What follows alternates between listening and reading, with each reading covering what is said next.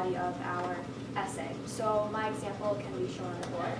It was many people and organizations are unhappy with the use of funding by the Humane Society of the United States, as there has been proof showing that less than 1% of the group's money goes to actually helping animals, that the money of the Humane Society has been put in offshore hedge funds accounts, and that the group does not fund any local animal shelters or rescues. So the third step was creating our outline. Based on our research and the thesis statement that we created, we crafted an outline of our paper. So this was very detailed. It said exactly what the topic of each of our paragraphs and what would be going into each of our paragraphs. So this was mainly consisted of bullet points, but as we were writing our article, as we were writing the paper, we expanded on each of the points. So the fourth step was writing the actual paper. We each created 3 to 4 drafts in total. So draft 1 included the main points that were shown in the outline. Students' papers in this area ranged from 2 to 7 pages. And this was reviewed by a teacher with comments, but it was not graded. So our second draft was much more detailed. This was 5 to 9 pages. The teacher notes were taken into account, and this was also reviewed by a peer, and so that means that each student also reviewed one of their peers' works. So our last draft were drafts 3 and 4. Some students were able to turn in their third draft, but others needed to write a fourth one.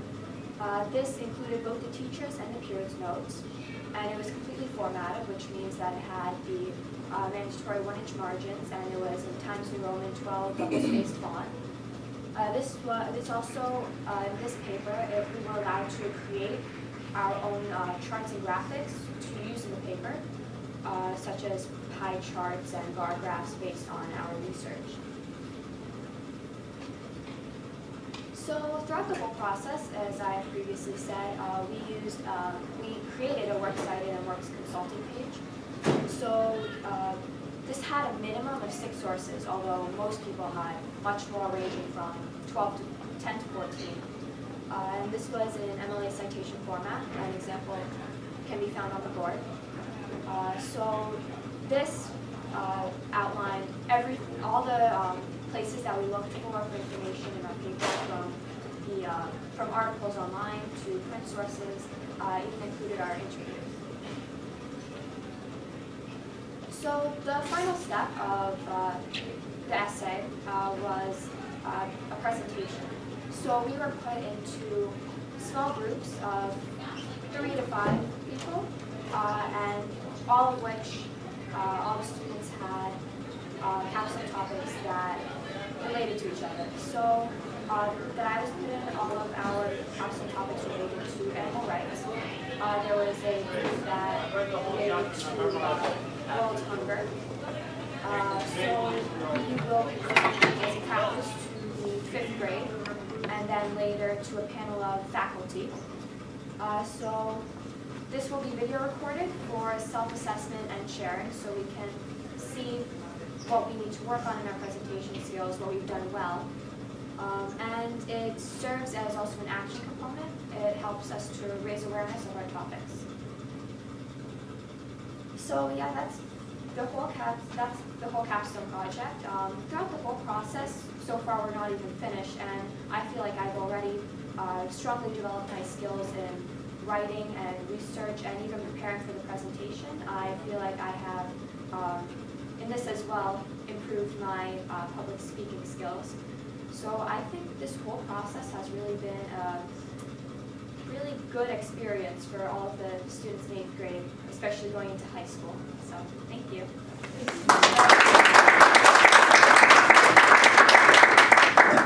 Camilla, you don't have to work anymore on your presentation skills. They're really good.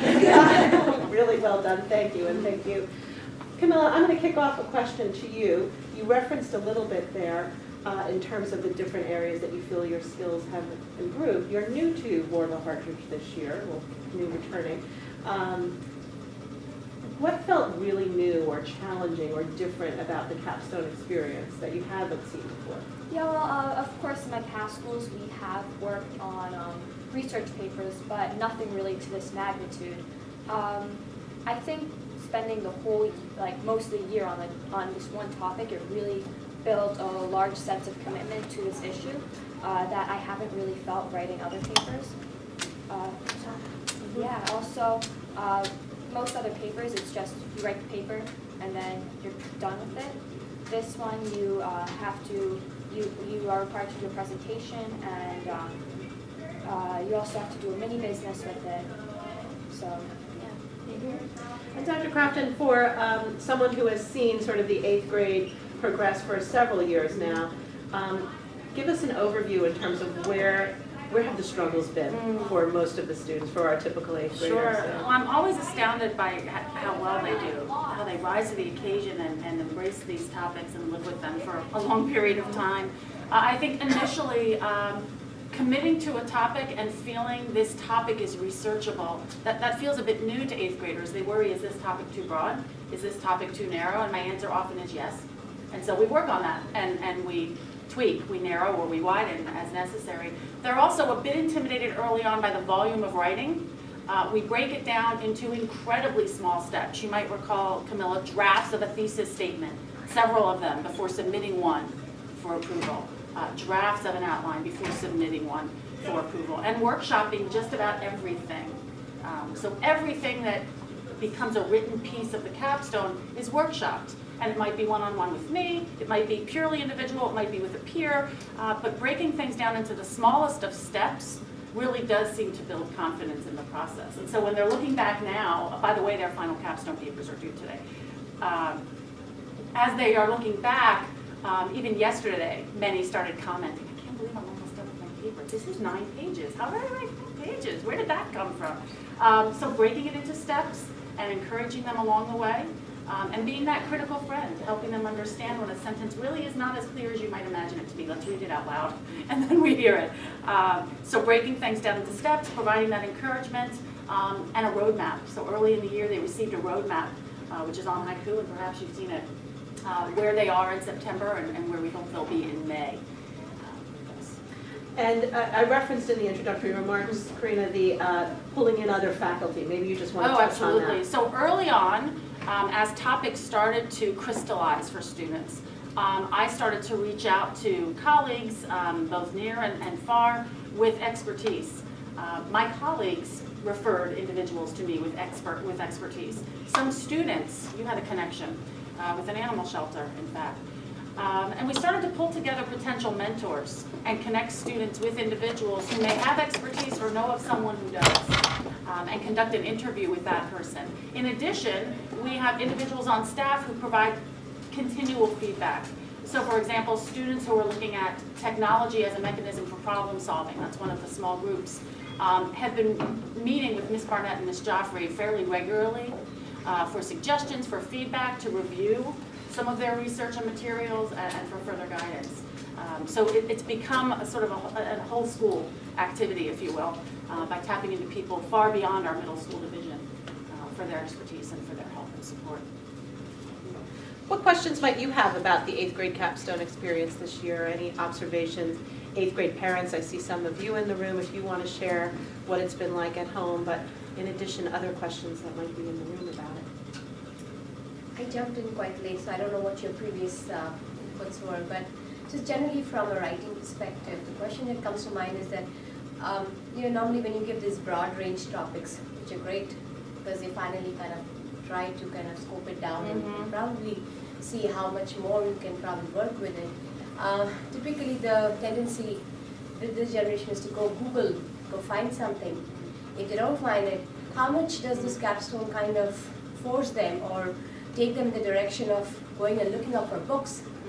Go look into the library, go find resources besides that. Because nowadays it's more what I see is, okay, if it's on I'll just Google it. I'll go Google it, I'll find it, I'll put it down, but that does not build the depth. No, So you're my question absolutely is, right. what depth is capstone really kind of, Yeah. letting the children build, and what are the resources, and does it enforce those? That's the thing. So early in the process, in September, before students have even chosen a topic, we conduct research skills workshops. Those are team-led. I include Ms. Fielder, our reference librarian, and master of all databases digital, And she comes in and actually conducts classes with students on how to research, both using periodicals, books, texts, as well as online resources. And we also provide many models. So the students gave me a topic this year, by the way, so I had to do a capstone as well. So if I'm asking them to do a capstone, I must do one. Do you recall my topic? Next year, there's a parent association capstone project. Yes, yes, We'll all be yes. required to do it. Do you recall my topic? As long as Mrs. Clafton guides. That's right. She'll workshop you. She'll workshop you. Camilla, what was Dr. Crafton's topic? Dr. Crafton's topic was dogfighting in the United States. I was given that topic by 8th graders, so I You was didn't given get- the You topic. didn't get to choose? No, I had them assign me a topic, dog fighting. I didn't know very much about it. I knew I didn't like it, and I knew I needed to remove myself from that because there's no what allowed in this process. Opinion. Right, so I removed myself from that. And then each step of the way, as we did some research, grappled with a source, identified whether or not that really is a valid source for research, I would present a model that I had built using my topic of dogfighting. We have a number of wonderful databases to which we subscribe, and those are the digital resources that we permit students to use. I actually think that piece was one of the biggest changes to the 8th grade capstone this Yes. year, was building in this team approach with Pat Fielder, our librarian, and really pushing the students to use the databases as Camilla had referenced in other sources. How tempting was it to just hop on Google, and It was very tempting, yeah. how often did you do it? Well, I have to admit, I think I did do it once or twice for definitions for words and some statistics. Yeah. Oh, it's very tempting. It's right there at the fingertips. But you used, I saw a couple of the online databases listed in your Yes. sources. But, Yeah. I'm sorry, just compliment. I don't think there's anything wrong with Google. The question is to know what is reliable and what's not reliable. Exactly. We all in our professional lives, we go through that same portal for everything. Sure, where is it leading one? We look at Wikipedia early in the process as well, and that's an interesting sort of testing ground. Wikipedia sometimes presents us with some very useful and valid information, and the way to differentiate is to scroll to the bottom and look, are there some footnotes present? Go to those sources and identify those sources and let it lead you. And so absolutely those search engines can help us get to a place and then verify whether that place might be helpful to our research. I think it is a great program, and I think it instills a lot of the skills that you need in the real world. I don't have, I've seen the papers, and I have the same question about, how do you kind of narrow down and focus on where do you bring research on, by the way, great presentation, great. Did you find the narrowing down piece early on difficult? It wasn't that difficult for me because I had a specific organization in mind, but I did see it to be very difficult for other students, yeah. Grappling with a big problem is compelling and exciting, and then narrowing it down is the tough piece, and often requires some research early on. So the narrowing down can't happen until one has learned a bit more about that big topic, and then from there, some better questions can be asked. Everyone ended up with a fairly narrow topic, and were a bit surprised they were able to conduct the amount of research they were on such a narrow topic. And yet these topics really aren't all that narrow. They're just realizing the life of a researcher is asking question after question after question after question, and then another round, and continuing on. How does it link back to the programs in high school? I'm sorry? What is the linkage to the high school programs? Like, How does it link Oh, to I'm the sorry, upper yeah. school? So the 5th, 8th, and 12th capstone projects are very much skill-driven, research skills, presentation skills, service skills. So the focus is on developing skills in a vertical sense, moving forward up through the 12th grade. Certainly the scope, the depth of research increases significantly for that 12th grade capstone. Those presentations involve papers 35 pages and up. So we aren't expecting that. Again, we're age and stage appropriate here. The bulk of the papers I will receive today will be in that 8 to 10 page range.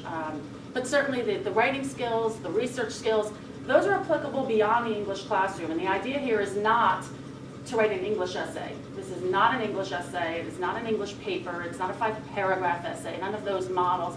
This is a researched paper, and very few of the topics would be found in a literature classroom. These topics involve science and world politics, current events, past events, diversity, economy. So I think the applications are quite broad when students move on into the high school, particularly those who would opt for the Global Scholars Program in high school, have had a great experience with Capstone to start them off. I have one question, and I think it's more probably for you.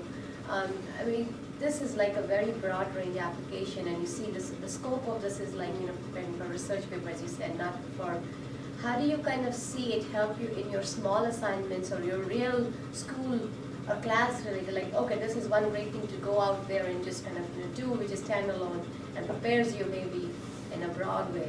But when it comes down to class assignments or writing essays or writing, you know, maybe you could apply for schools in high school and all, does it kind of, you know, really not, if you don't have that much time, let's say, because here you have a whole breadth of time, you're just working this whole year round. How does, did you see it kind of, you know, come handy, or I don't know if you've applied it yet or no, but does it work? Does it help you back? Well, so far I have found it to be very useful.